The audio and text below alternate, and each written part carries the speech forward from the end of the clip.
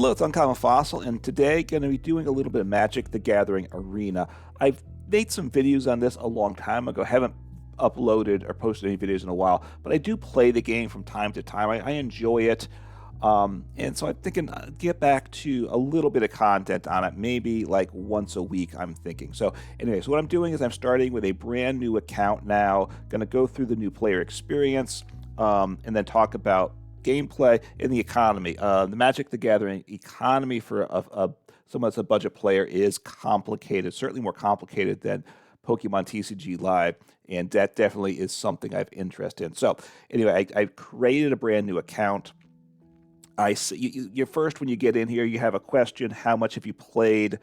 A little, some, a lot. I said a little to none, which I put me in this tutorial, which I'm doing now, but I don't feel like going through it because I know everything. If you're a new player, you should definitely do it, though. I will say that. It takes you just through the mechanics of Magic: The Gathering in general and a little bit on Arena. So, but I'm going to skip it so you can come here and say skip tutorial under your account page and skip tutorial games. So boom, you have to, as you finish these things, you unlock cards and decks, and you still unlock the things as you see here. So that's awesome. So I now have these 5 mono type decks in the 5 colors, and red, black, green, red, and white, right?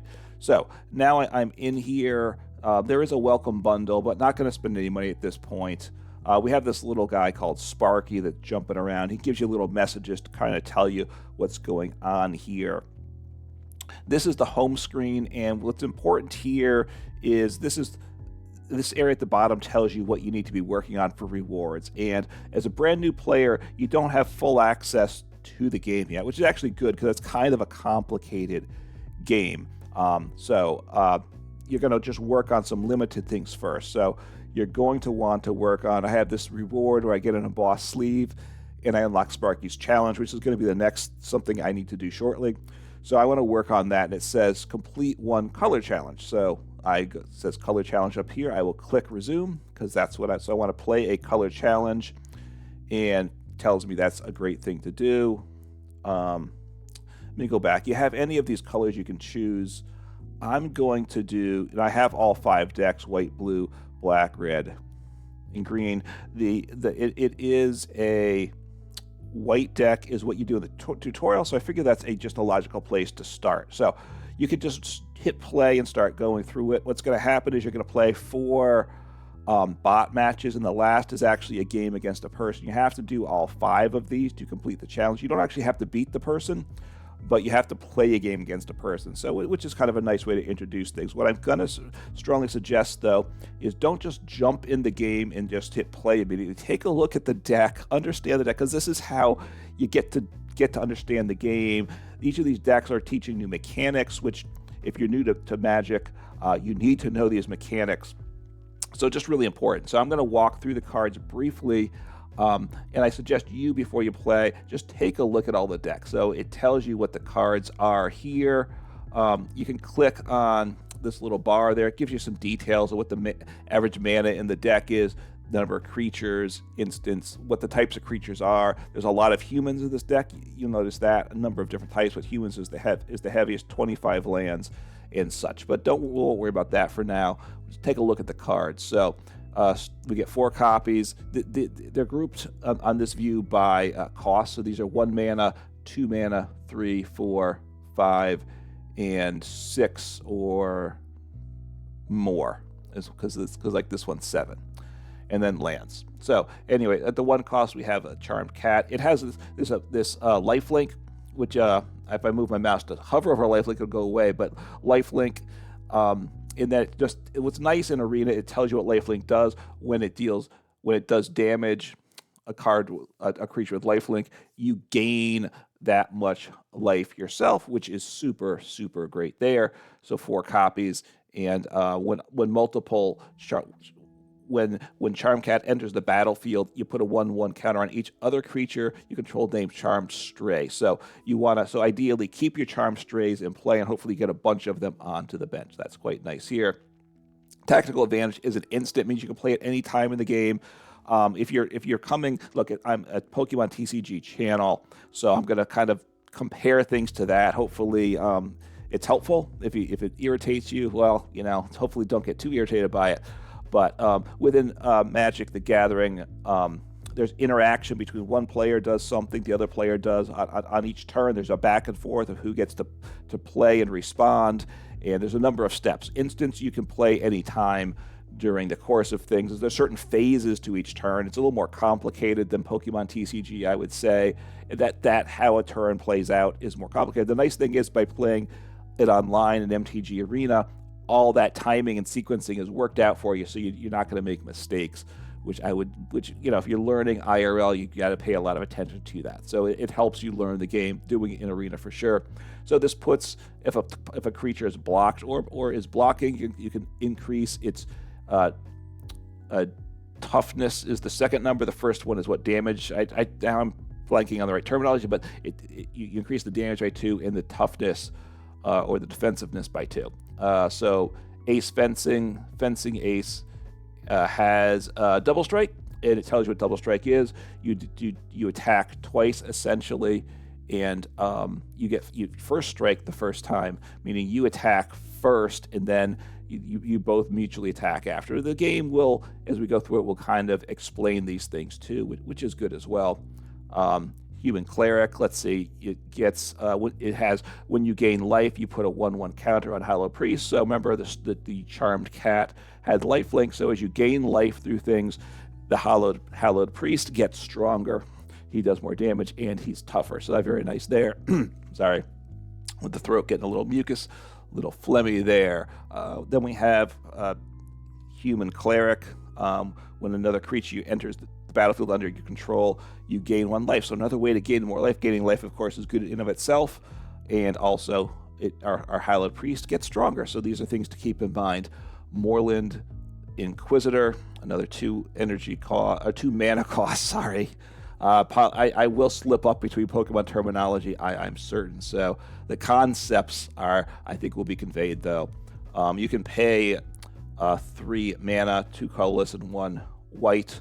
Although it's a monotype deck, so it's only going to have the 1 type in it, and you get First Strike, and it defines what First Strike is. I already talked about that. Pacifism is an enchantment, which is not a creature, and you can only play it at limited times, though, unlike an instant that you can play anytime. So you can cause an enchanted creature so it can't attack or block, so that can be useful there. You can, even though it's limited in times, there are times you can do it in your opponent's turn, not just during your turn. So that's all stuff you're going to learn about. Angel of Vitality has flying, which tells you what that mechanic is. That's a very important mechanic in some of these decks. It can't be blocked by another creature unless it has flying or reach. So that is very good. You can attack in a lot of these decks and don't have to be worrying about blocked or even knocked out. And if you would gain life, you gain an extra life. So that's really nice. So if you gain 1 life, now you gain 2 life. If you gain 2 life, you gain 3 life. And as long as you have, and it gets +2/+2, more damage and more toughness, as long as you have at least 25 or more life. And of course, you start with 20 life, by the way. You might not know that. We'll know that soon. And you grow your life, so super nice there. The Leonin War Leader, when it attacks, you create 2 1/1 cat creature cards, and then it tells you what the cat creature card is token, sorry. They're tapped and they're attacking, so they automatically attack. You don't have a choice about that, but that's generally a good thing. And they have lifelink, so that is quite nice for sure. Getting into these 5 mana cost. A sorcery, you tap all creatures your opponent controls. That is quite nice. These are all, I think, one-ofs, these higher cost cards too. You can cast this is an instant here only if you're being attacked, and you create 3 spirit creatures with flying tokens, so nice there. These cards will be less played because there's only one of, and it takes a number of turns because you can only put 1 land down per turn, and each land gives you 1 mana that you can use. So it takes at least 5 turns before you can where you can play these cards of 5 mana cost. Enchantment card here, you give 3 +3/+3, it to a creature. It can be your opponent's too, although you don't really want to do that, and give it flying, so that's quite nice there. A Sarah Angel does 4/4 for toughness and damage, and flying and vigilance. It will say what that does. Vigilance. The attacking creature, when it attacks, it doesn't get tapped, which means you can block the following turn.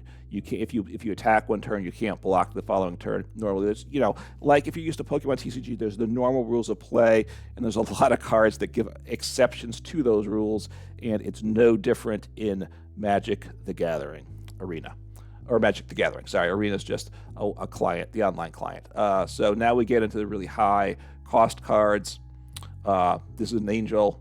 It's a flying card, and whenever you attack one or more creatures you control attack, they gain an indestructible till end of turn. That is very nice. Indestructible means you can't be destroyed. It tells you again what that does.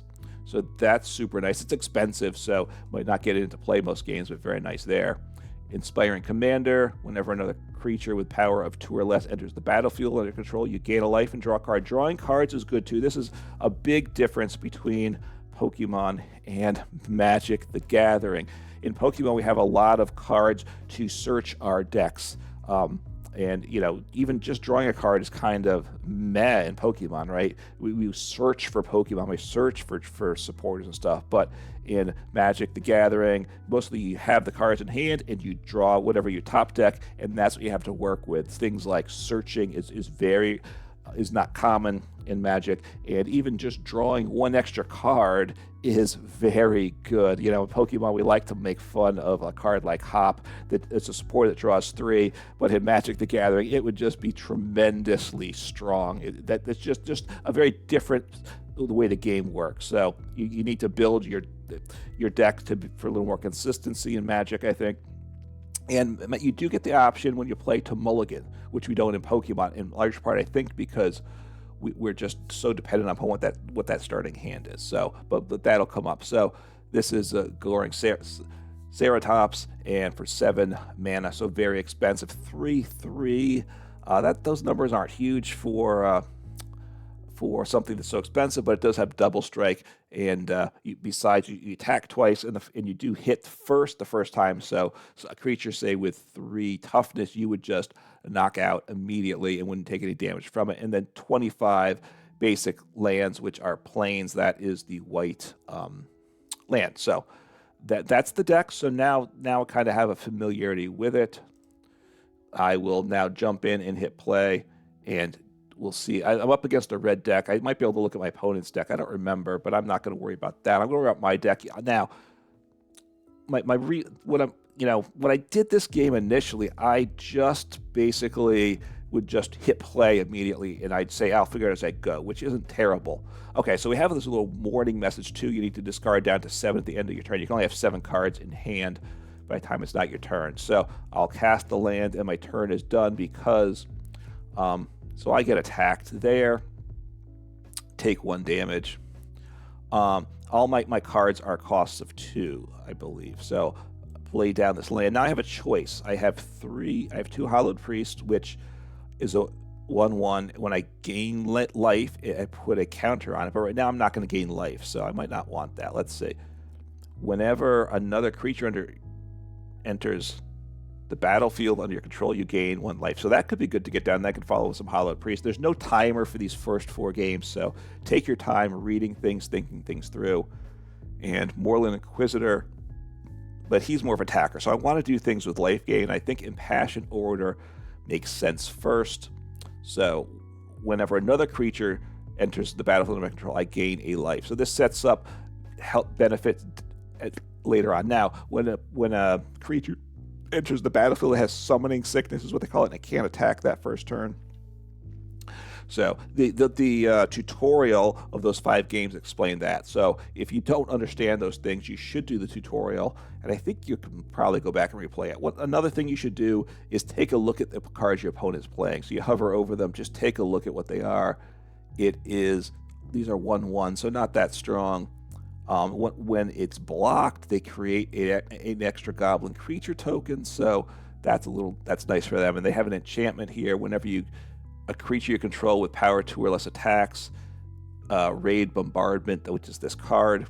An enchantment sits off to the side. It deals 1 damage to me. So that's not great. Okay, so I will toss down a land. I don't necessarily have to, and it might actually be better to wait on the land, but at this point, I'm not going to worry about it. So now I have this guy where something will gain life. So now it's time to play the Hallowed Priest, because I will gain a life, and he should get an extra 1/1 counter on him. And I'm not going to attack. I could attack. The problem is they could block with both of them, and then my Impassioned Orator is destroyed. I would destroy both of their creatures, but I would lose mine, and I need him for his kind of quote ability to get more HP and such play. So I'm not going to attack. Just end my turn there. Okay, so again, you just want to think through the logic as you play the games. So now I have a choice here, and this one's interesting. Again, I don't want the Moorland Inquisitor, but the Hallowed Priest, which I get damage. I mean, I put a counter on him, but then I think I want my second Impassioned Orator. Whenever another creature enters the battlefield, I gain a life, because then I gain 2 lives, which I think will get me more counters on. I think so. I'm not positive. So let's see what happens here. I'll drop down a second one. Let's see what happens. I think both of these will kick in. So yeah, so 2, 4. So I could attack with him. He's at 5. So I don't want to attack with the Cleric. I still like him. But I'll attack. He's 5/5. His toughness is 5. So even if they block with all of them, they don't knock me out, because they do 2 and 1 and 1. They do 4 damage. So just attack with the creature that I know is not going to get knocked out. You get to order when your opponent chose to block with 2 creatures, which is fine. Then what happens is I get to choose the order of the cards. They're both identical, so it doesn't matter. I will say done. Obviously, there can be strategic things there. Because of the blocking, I knocked out both their creatures, but if you noticed, I didn't do any damage to them themselves, my opponent. The blocking, unless it has an ability such as Trample, that doesn't take effect. So Moorland Inquisitor, now's the time for him, because nothing else, those other options that are helpful aren't there. So okay, so this is super nice. 7/7, a 5/5. So I'm starting to really do some damage. I don't think I want to. I mean, I could use his ability too. I get first strike, but it doesn't really. He's just gonna get knocked out, so I don't want to use that. So I will attack with these 2 guys that are nice and strong. Now that they have a lot of land that they haven't used, which means they could have some tricks that I don't know or know what's happening, but looks like they don't. So that's very good. So just end turn. I could do this next turn as well. So he has flying, so I cannot block him. I don't have anything with flying or reach. So, and he has haste, which means he can attack immediately this turn. So anyway, I could have added first strike on him, but I don't think I want that. So now that's unfortunate, and I'm not going to block.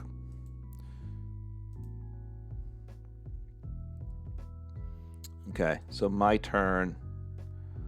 All right, so now I could, let's see, I have a choice now, Inspiring Commander, which I like. He's really good because he stacks up a lot of stuff there. Yeah, I like Inspiring Commander. Wait, Inspiring Commander. So I gain a life, and I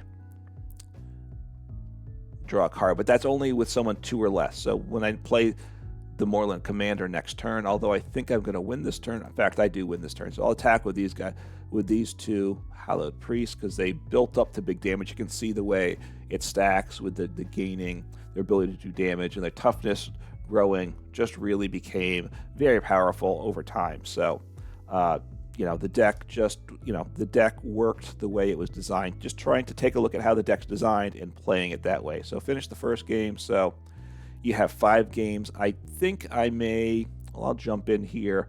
I don't know that I'm going to upload all of these games because they're not, they're similar. We'll see a few things. Maybe I'll just try to play through it quicker and talk less if I can manage to do that. So anyway, all my creatures are 2.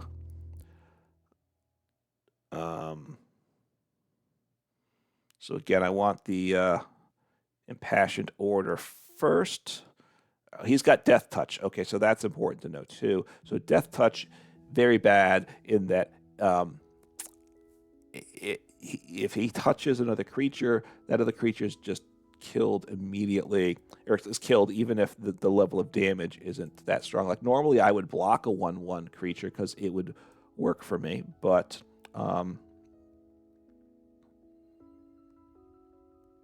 so I'll drop down him. So he doesn't have that. I guess I'll attack here. I'm a little concerned, but I will attack. If he gets destroyed with some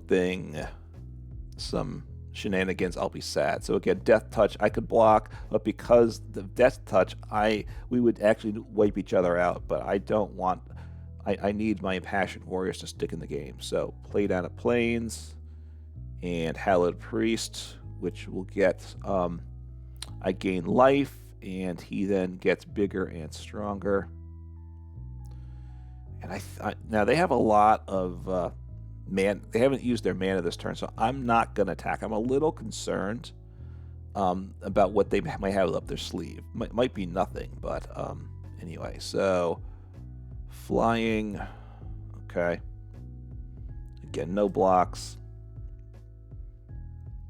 Things start to get dicey. He's a 4/4.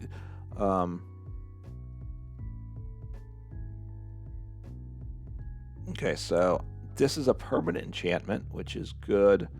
So I will put an enchantment will stick. It's kind of like a tool card in Pokemon. So now 6. I mean, they can't knock me out because this Typhoid Rats can't block, and neither of these have Death Touch. So I'm going to attack here. And and the nice thing is the 3/3 stays on this creature, and if I can get more creatures into play, right, it grows beyond 6/6. So okay, just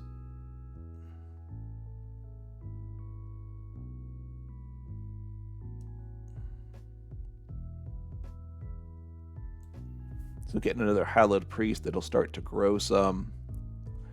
And get him he's up to 8/8, so just attack with the one that, yeah, I'm just going to attack with the big guy. I could attack with these Impassioned Orders in that they're only doing 1 damage to me, but again, they have a lot of mana there, so, okay, so they're starting to really get going here, and if I block, actually, I can knock him out, right? No, I can't block there. Okay, so no blocks. I can't reach. Nothing has reach or flying except for the one Hallowed Priest, and he's tapped. So, but that's okay. I'm way ahead in terms of damage, and I will drop him in. Gets more counters on these other creatures. My life goes up. And I can definitely attack here, which should win me the game. I'll attack with these 2, which I think guarantees me game. Because if either one gets through, they could block. They could choose to block both of them, but if they do, I will destroy both creatures that they're blocking me with. So, and that's not so he 5/5. So knocked out and knocked out. And I could play this instant now, but there's no reason to. It doesn't get trample, so I don't actually damage my opponent. They survived this turn by doing that, which that was the only way to survive the turn. But okay, so Death Touch. So now it's a little scary, but doesn't have flying, so no blocks. It's fine. I'm ahead, and I should win this turn, I think. So I will just fly in, and I don't believe they can stop me. Oh wait, what's oh,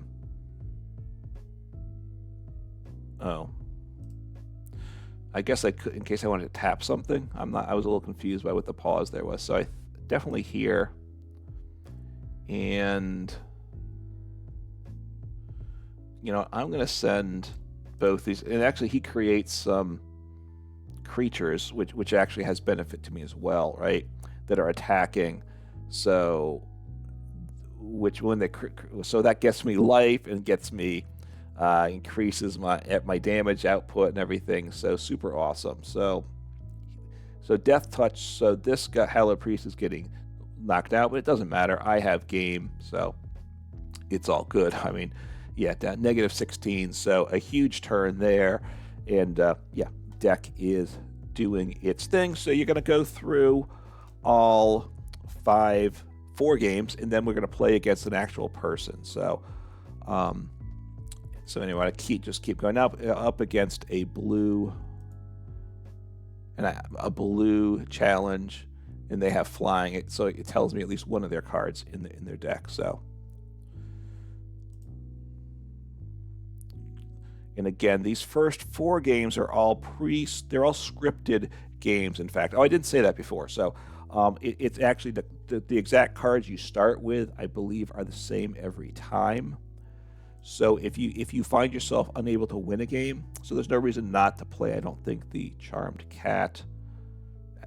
I mean, there could be, but I think the way this game's looking, I should get him into play. So I could have saved this Charmed Cat for after. If I had known I was drawing the Impassioned Order, I'll attack. Hopefully I don't knock back, because if you remember, Charmed Cat, if you play more Charmed Cats, it actually gets better. So if I hadn't played the Charmed Cat my first turn, I actually could. I have 3 mana. I could have done. So let me think. I actually could have played 2 creatures, which actually would have been to my advantage. But I'll just attack with the Charmed Cat, because this Impassioned Order is really important in case my opponent has some way of... And actually that has lifelink, which got me life, which put a counter on that too, right? Which is super nice. So what's this guy? 2/1. Okay, so...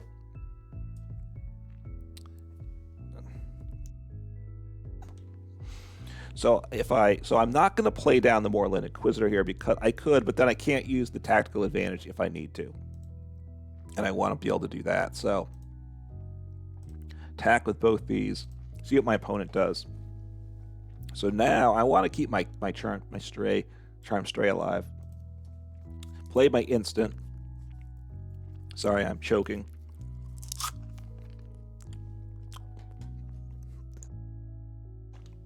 Not literally choking, but allergies are kicked in here. So that was good. So now creature with flying. First strike doesn't really help him. Sorry. Okay, so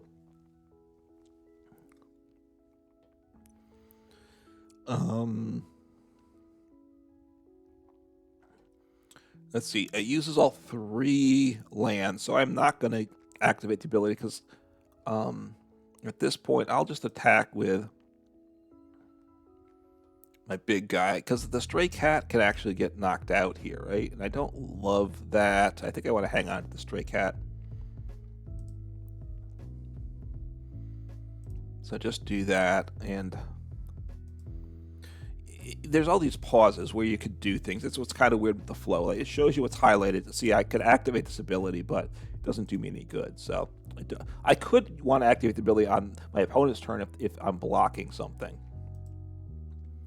But You know, I'm going to activate Billy. I don't.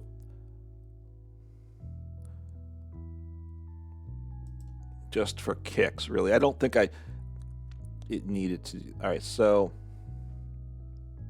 tap all. So what's this sorcery? Tap all creatures your opponent controls. Your opponent's control. That's very nice. Creatures you control gain lifelink until end of turn. Well, I'm liking that a lot. So I can't use tactical advantage, but I can't get blocked now. So now this is an all-out turn. This is gonna work out. Actually, I win the game. I think I get. I got a whole ton of life, and I think things were just amazing that turn. So yeah, so things are working quite nicely, and yep, up to the 4th challenge. So each of these is different. A red. I play against the other. I think starter decks. So I'm up against green, and so we'll see what happens here. I could look through the green deck probably, and I have a better sense of it. Which would probably be the best thing to do. But at this point, I'm learning the white deck, and then I'll go on to the next deck. All right. So again, you play your planes, and all right. So what are my options? My options are Fencing Ace, who I haven't used yet, right? So they're giving me a different card to see what it does. Double Strike. No, okay. Vigilance, and they have Reach, and he's got a lot of toughness. So that's... So I don't want to attack here because they just knock me out, right? That's not good. Oh, actually, I should have attacked because with tactical advantage,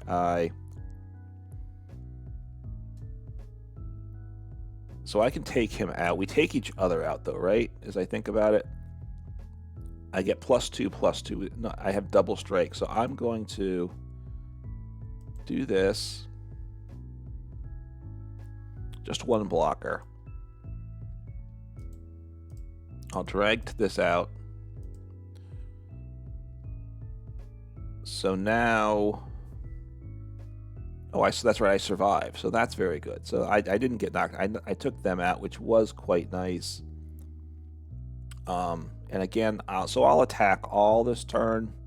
And if they block me, I will use one of the tactical advantages. And because what happens is I gain 2/2, so I become a 3/3. So I don't want him getting knocked out.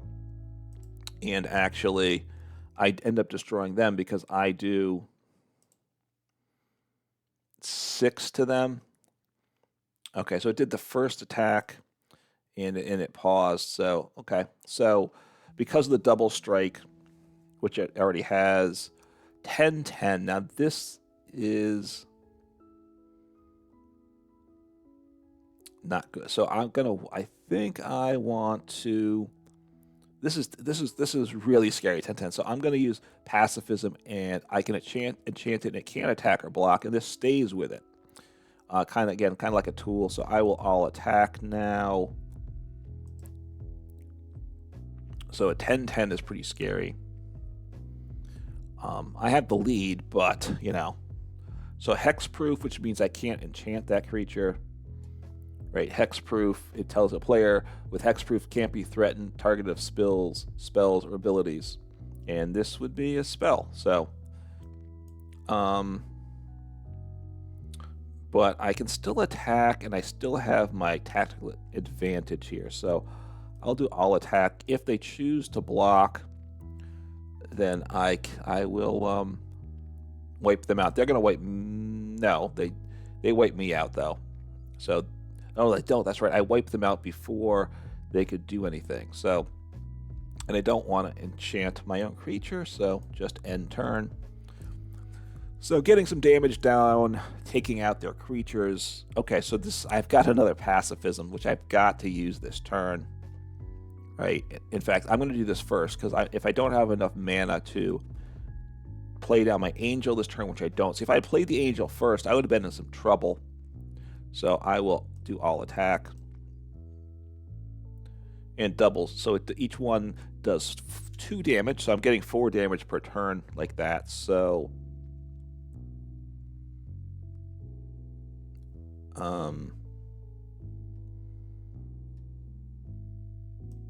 So let me drop this one down. I'm a little concerned if they have any counters, right? But that's super, super good. So right now, flying, and I can give flying to one of my other creatures. So I'm going to skip these cards. I'll wait on the land. Strategically is probably the right move. And you know, I'm going to enchant now because it's not an instant, so I can't wait till I attack. And now I have two creatures that either one, I'll attack all. If either of these with the 4 that do 4 damage hits through, I win. They don't have anything, so just won the game there. I was a little concerned, but I figured because they had a lot of mana sitting there, right? So do they have a counter spell? That's part of the game too. You're countering. It's a lot of back and forth. It's different. It's very different than Pokemon in that regard. Aspects of the gameplay. One of the difficulties is just learning the new mechanics of the game, I would say. And so now for the 5th game, we're going to play actually against a person, and we will unlock a card style. See, so this is, I already have a Passion Order, but if it doesn't add any copies of it, I don't remember how many copies we have. If we have, you can only have a play set of 4. So I'm going to click play. I'm going to actually play against another human opponent. Now there's going to be, you see, there's the timer going, waiting for my opponent at the bottom, and I'm going to have a game timer. So I'm probably up against a new player. This is the default avatar that I have. So now I get to mulligan. And I'm going to mulligan. I don't... okay, so now it's a matter... So I'm going to keep 6. I have to put 1 to the bottom. I want to keep the lands. I got to get rid of one of these high-cost ones. 4, 5, 6. I like Angelic Guardian, but the thing is, the cost for that card, that creature, is really high, and I might not be alive by the time that gets there. So now I have a timer going, so I want to be a little bit quicker. So up against a red deck, which I haven't done yet, but that's okay. So again, gonna put down the Impassioned Aura because I kind of learned the sequence for the other games, right? Get him into play. You can make comments to one another too. I can say, "Oops, nice, Yorgo, good game." Red, it likes to get inexpensive creatures into play, and I'm a bit surprised that they didn't toss something down. And a lot of them have haste, so they can attack for 2. And I will not block if they do because I don't want to get knocked out. So that's probably good by them. I mean, no blocks because my guy has some benefits I want. So toss down.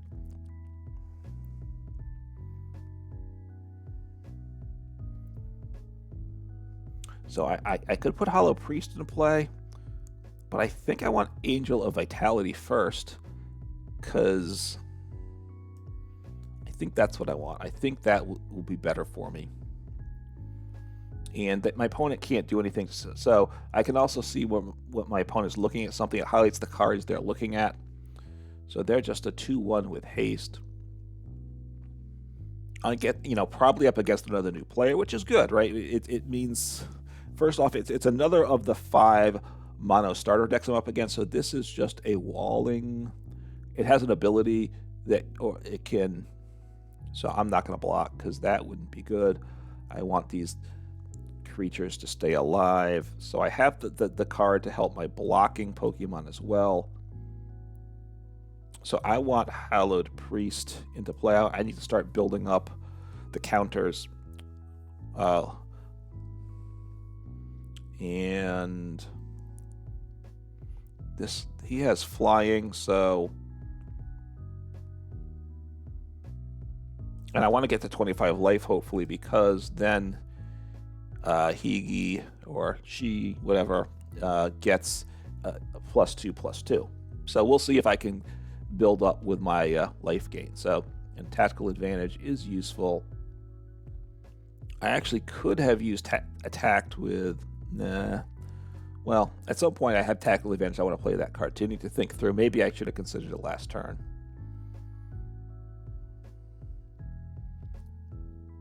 So they're getting, they're getting a lot more cards in play, a lot more creatures down. That's a little scary, but that's kind of how this deck likes to work too. So I could take this creature out, but if I use and I don't want to get knocked out, so I'm not going to block, though. I'm not going to worry about it. I could have blocked and got knocked out. Well, that's pretty nice too. Okay. So 2 more life. I don't have any more. I'm not going to attack, though, because I can't play Tactical Advantage, right? I was out of mana, so that's an important consideration there. So what's going to happen here? I don't know. So tokens, they can tap and they can do it multiple. I mean, they can put energy on it. They can do it multiple times. So they can destroy target artifacts. So that's good for them too. They're getting up a pretty good army here, which I don't love.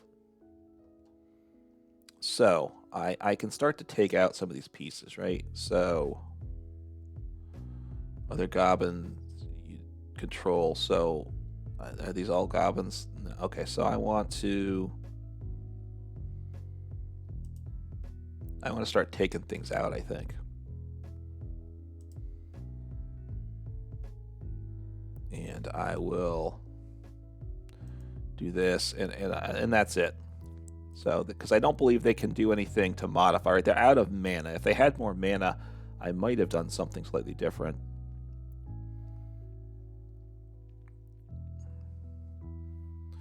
So, the problem is when a goblin gets destroyed, they can destroy an artifact. Oh, that's not an artifact, it's an enchantment, right? So,